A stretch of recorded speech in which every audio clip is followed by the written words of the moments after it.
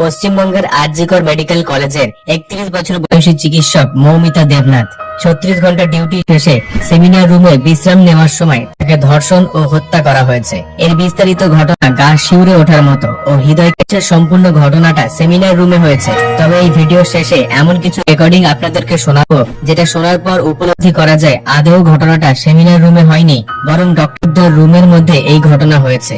অর্থাৎ নাইট শেষে ডক্টরদের থাকার জন্য একটি করে রুমের ব্যবস্থা থাকে, আর সেই রুমে 2 থেকে 4 জন করে ডক্টরের থাকার ব্যবস্থা থাকে। অনুমান করা হচ্ছে তাকে রুমের মধ্যে ধর্ষণ করে হত্যা করে পরবর্তীতে সেমিনার রুমে নিয়ে এসে ঘটনাটিকে আত্মহত্যা বলে সাজানোর চেষ্টা করা হয়েছে। মৌমিতাকে যে 2 জন হাত ধরে রেখেছিল তার মধ্যে একজন নারী, তারই কলিগ। একটা মেয়ে হয়েও সে কিভাবে নিজের নারী বন্ধুর সঙ্গে এমনটা করতে পারলো? একটা শরীর, 18 থেকে 20 জন পুরুষ, 113টা কামড়ের দাগ, 150 গ্রাম বীর্য পাওয়া গিয়েছে তার শরীরে। আপনি একবার কল্পনা করে দেখুন, একটা সুস্থ মহিলার কতক্ষণ গলা চেপে রাখলে তার চোখের জলের সঙ্গে রক্ত বেরিয়ে আসে। মৌমিতার উপর নির্যাতন চলাকালীন যে 2 জন তার হাত ধরে রেখেছিল তাদের মধ্যে একজন মৌমিতার ফিমেল কলিগ। একজন কাছের বন্ধু হয়েও কিভাবে নিজের বন্ধুর সঙ্গে বিশ্বাসঘাতকতা করলো? চোখ দিয়ে রক্ত বেরিয়ে আসার আগের মুহূর্তে মৌমিতা নিশ্চয়ই এই ফিমেল কলিগের মুখের দিকে তাকিয়েছিল। চোখের ভাষায় তাকে বোঝানোর চেষ্টা করছিল, আমাকে বাঁচাও, তুমিও তো একটি মেয়ে। ময়না তদন্তের রিপোর্টে দাবি যৌনাঙ্গে গভীর ক্ষত হয়েছে। অ্যান্টিমর্টেনামে দেখা গিয়েছে বিপুল পরিমাণে রক্তপাতে হাইমেন ফেটে যায়। গভীর ক্ষতের প্রমাণ মিলেছে। 150 গ্রাম দেহরস ফরেনসিক ল্যাবে পাঠানো হয়েছে পরবর্তী পরীক্ষার জন্য। তরুণীর বুকে আঘাত দেওয়া হয়েছে, শ্বাস রোধ করে দম বন্ধ করে দেওয়া হয়েছে। থাইরয়েড হাড়ে নির্যাতন করার চিহ্ন পাওয়া গিয়েছে। আঙুলের নখ ডিএনএ স্যাম্পল টেস্ট ফরেনসিক ল্যাবে পাঠানো হয়েছে। শ্বাস রোধ করে গলা টিপে ধরে ওই তরুণী চিকিৎসককে হত্যা করা হয়েছে। ময়নাতদন্ত রিপোর্ট হাতে পেয়ে কলকাতা পুলিশ দাবি খুন ধর্ষণের আগে প্রচন্ড পরিমাণে মারধর করা হয়েছে এবং অধিক বল প্রয়োগ করা হয়েছে নির্যাতিতা মৌমিতা দেবনাথের উপর। কোন আঘাত কিভাবে হয়েছে তারই ইঙ্গিত রয়েছে রিপোর্টে।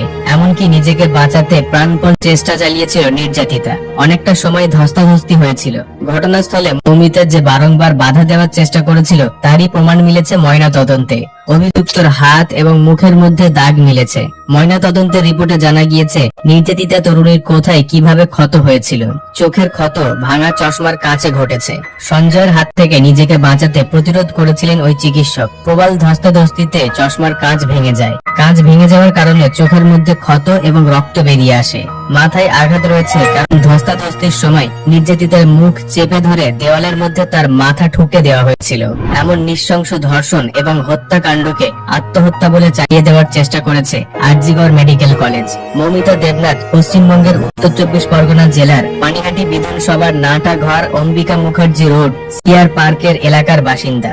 আরজিকর হসপিটালের আরো একজন যুবতী ডক্টরের কল রেকর্ড ভাইরাল হয়েছে। আমি এটা নিশ্চিত যে এই কল রেকর্ড শোনার পর এই ধর্ষণ কাণ্ডের অনেক রহস্য আপনার কাছে খোলাসা হয়ে যাবে। তাই অনুরোধ রইল আপনারা প্রত্যেকেই এই কল রেকর্ডটি সম্পূর্ণ শুনবেন এবং সকলের সঙ্গে শেয়ার করে দেবেন। আরজিকর? হ্যাঁ, আরজিকর থেকে হ্যাঁ, তো বলো এবার। বলছি ওটা হয়েছে কি বলতো, ও 2টো অব্দি পেশেন্ট দেখেছে, ঠিক আছে? রাত্রে 2টো? রাত্রে 2টো, ঠিক আছে। 2টো অব্দি পেশেন্ট দেখেছে। দেখে রুমে এসে অনলাইনে অর্ডার করে 4 জন বন্ধু মিলে খেয়েছে, ডিনার করেছে। করে ও খুব টায়ার্ড ছিল, যেহেতু 36 ঘন্টা ডিউটি ছিল, টায়ার্ড ছিল। ও কি করেছে, ওই সেমিনার রুমে গিয়ে শুয়ে পড়েছে একটা রেড কালারের ব্ল্যাঙ্কেট ঢাকা দিয়ে। তারপরে সেমিনার রুমে এমনি কি তোমাদের ওরকম সেমিনার রুমে তুমি ঘুমানো হয়? মানে আমি যদিও কোনো আইডিয়া নেই, ওই জন্য জিজ্ঞেস করছি। না, এবার একটা রেসিডেন্টের ডক্টর রুমস থাকে, আচ্ছা, বুঝতে পেরেছিস? তারপরেও সেমিনার থাকে। এবার সেমিনারে একটা বেড থাকে, আর ডক্টরস রুমে 2টো 3টে যেরকম বড় ঘর হবে সেরকম বেড পাতা থাকে। আচ্ছা আচ্ছা। মেনলি ডক্টরস রুমে শোয়ার কথা, ঠিক আছে? হয়েছিল কি, ওকে বডিটা পাওয়া গেছে সেমিনার রুমে, কিন্তু ঘুমাচ্ছিল ডক্টরস রুমে। যে রুমটা তোর এখন ভাঙা হয়েছে দেখেছিস রুমটা ভেঙেছে, ঠিক বাথরুমের পাশেই, ঠিক আছে? মানে বাথরুম থেকে অজুহাত দিয়ে ওই রুমের দেয়ালটা ভেঙে দিয়েছে। অ্যাকচুয়াল কাণ্ডটা ঘটেছে তোর ইয়েতে, ওই রুমটার ভেতরে, ডক্টরস রুমে ঘটনাটা ঘটেছে, ওই বডিটাকে শুনে ওই দিন আর কেউ ছিল না, খালি মানে অনলি ওই দিটাই হচ্ছিল? হ্যাঁ, এবার তোকে আমি বলি, অন কলে নিশ্চয়ই একজন থাকবে না, ওরা জুনিয়র সিনিয়র মিলে থাকে, এমনকি থার্ড ইয়ার একজন থাকবে, সেকেন্ড ইয়ার একজন থাকবে, প্লাস ফার্স্ট ইয়ারে ইন্টার্নশিপরা যারা থাকে তারা ইন্টার্নরা থাকে। আর চেস্ট এমন একটা ওয়ার্ড হচ্ছে, কোভিড এর পর থেকে প্রায় হামেশাই সবার শ্বাসকষ্ট হচ্ছে, মানে আসছে মানে শ্বাসকষ্ট হচ্ছে। আর চেস্ট ওয়ার্ড আর চেস্ট মেডিসিন দুটোই পাশাপাশি ওয়ার্ড, ঠিক আছে? তো কেউ কি শুনতে পাইনি? কেউ শুনতে পাইনি। ওটাই তো আমি ওই দিনকে ওটাই ভাবছিলাম। এবার দেখ, ধস্তাধস্তি করাতে একটা নিশ্চয়ই চিৎকার হয়, একটা ভাইলেন্ট হয়, বুঝতে পেরেছিস? তারপরে আবার কি, যে চারজন ওর সাথে খেয়েছে তারা কোথায়, তারা কেন মিডিয়ার সামনে আসছে না? তাই তো, তারা কেন আসছে না? তোমার দিন ডিউটি ছিল না রাতে? ওই দিনকে আমি নাইটে ডিউটি করছিলাম। আচ্ছা, আমি নাইটে ডিউটি করে এসেছি, আমার লাস্ট নাইট ছিল। তো আমার তো 3 দিন নাইট থাকে, 3 দিন নাইট থাকার পর লাস্ট নাইট ছিল, লাস্ট নাইটের পর বুধবার আমার লাস্ট নাইট। বুধবার রাতে ঘটনাটা ঘটেছে, আমি বাড়িতে এসেছি, রীতিমতো বাড়িতে এসে শুয়ে পড়েছি। 3টের সময় আমার কাছে ফোন এসছে যে সবাইকে ডেকে পাঠিয়েছে, ইমিডিয়েট আয়। তখন গিয়ে দেখি আজকে করে এই অবস্থা, পুরো গোটা হাসপাতালকে ডেকে পাঠিয়েছিল। গিয়ে দেখি পুলিশ ছয়লা, মানে আর ওকে যেভাবে, আমি তো বডিটা দেখেছি রে, মানে আমাদের এখনো পর্যন্ত চোখ থেকে নামছে না, রীতিমতো মনে হচ্ছে মেয়েটাকে আমাদের পাশে পাশে ঘুরছে, একদম এরকম, মানে মানে অদৃশ্যমান, মানে আমরা এরকম ভাবতে পারছি না যে এরকম ভূত থাকে বা একটা স্পিরিট থাকে বা কিছু। এখন আমরা বুঝতে পারছি না ওর আত্মাটা এখনো ঘুরছে আমাদের আশেপাশে। দেখ, ওর আমার তলাটা নাকি, তো ওর থেকে ও থাকে চারতলায় ঘটনাটা ঘটেছে, ঠিক 2টো ফ্লোর নিচেই আমি থাকি, আমার রুমটা, ঠিক আছে? কিন্তু তাও আতঙ্কে আমরা মানে একদম স্তব্ধ হয়ে গেছে আর্যিকরটা। কিন্তু ব্যাপারটা হচ্ছে, তাহলে ডক্টর রুম থেকে ওকে সেমিনার রুমে নিয়ে যাওয়া হয়েছে? হ্যাঁ, অবশ্যই নিয়ে যাওয়া হয়েছে। এবার দেখ, নিয়ে যাওয়া হয়েছে, ওকে যেভাবে মারা হয়েছে এটা একার পক্ষে অসম্ভব, ইম্পসিবল, পুরোপুরি গ্যাং রেপ ছাড়া কোনো কিছু নয়। আর শুধুমাত্র রেপ নয়, রেপ করলো ছেড়ে দিল, ঠিক আছে, ওকে রীতিমতো মার্ডার করেছে। মানে হিসেব মতো যা বুঝছি, মানে তোমার কথাতে ওটা হচ্ছে ওর ওই বন্ধু বান্ধব মেয়েদের জড়িত। এক্স্যাক্টলি, হয় ওর বন্ধু বান্ধব কেউ, ঠিক আছে, মানে 4 জনের মধ্যে কেউ, আইদার ওকে এমন কিছু করতে বলতে। এক বড় বড় কোম্পানিতে তো এরকম হয়, মানে হয় তুমি আমার সাথে কম্প্রোমাইজ করো, নয় তুমি চাকরি ছেড়ে চলে যাও, হয় তো। এখানেও সেরকম কিছু একটা হয়েছে। যাকে যে ক্রাইম করেছে সেও কিন্তু নর্মাল ডক্টর নয়, কিন্তু সেও একটা ভালো পোস্টে র্যাঙ্ক করছে, বুঝতে পেরেছিস? তবেই কিন্তু পুরো ব্যাপারটাকে হসপিটাল চেপে যেতে চাইছে, পুরো ব্যাপারটা। তাহলে এই সিভিক যে ও কোথা থেকে আসছে? এবার তোকে আমি বলি ওটা কোথা থেকে আসছে। আমাদের প্রিন্সিপাল চেঞ্জ হয়ে গেছে, ডেপুটি সুপার চেঞ্জ হয়ে গেছে, তারপরে আমাদের ওই অ্যাসিস্ট্যান্ট সুপার চেঞ্জ, সব চেঞ্জ হয়ে গেছে। তারপরে যে ওয়ার্ডের ডাক্তাররা ছিল, সিস্টাররা ছিল, ওয়ার্ড বয়রা ছিল, মাসিরা ছিল, সবাইকে ডেকে এখন সাসপেন্ড করা হয়েছে। তারা কোথাও যেতে পারবে না, রোজ গিয়ে কোর্টে গিয়ে দেখা করছে। আজকেও কোর্টে গেছিল সবাই। তারপরে তোর এগুলো হলো। তারপরে তোর কি বলে, আরে বল না, ওই সিবিআই এটা হয়েছে কি, মানে ও সেই সঞ্জয় রায় যে ধরা পড়েছে, অ্যাকচুয়াল কিন্তু ও নেই, ঠিক আছে? ওর এতটা ক্ষমতাই হয় না। ও অত রাত্রে কি করতে যাবে? ও অত রাত্রে ওখানে কি করতে যাবে? ও না পেশেন্ট, অনেকে বলছে দালাল পেশেন্ট নিয়ে গেছে, তো পেশেন্ট নিয়ে যখন গেছে দিদিটার রুমে যখন যাবে, নিশ্চয়ই দিদিটার রুমে কোনো কাগজপত্র দেখাতে যাবে, সেই অবস্থায় গিয়ে দেখে যে এরকম ঘটনা, তা ঝাঁপিয়ে পড়েছে ওপরে। এরকম কিছু কি, তাও কিছু নয়, শুধু গেছে, দেখছি ড্রিঙ্ক অবস্থায়, ওকে ক্যামেরায় দেখা গেছে ড্রিঙ্ক অবস্থায় গেছে আর এসছে, এইটুকুই দেখা গেছে। তারপর হচ্ছে কি, তোর এখানে অনেক রকম ব্যাপার আছে। যে দিনকে ঘটনাটা ঘটে তার ঠিক 2 দিন পরে ওই সেমিনার বাথরুমের অজুহাত দিয়ে ডক্টর যে রুমের দেওয়ালটা আছে, ওই দেওয়ালটা ভেঙে দিয়েছে। কেন? প্রথমে ওকে বললো সুসাইড করেছে, আমাদের যখন ফার্স্ট খবর আছে তখন সুসাইড করেছে।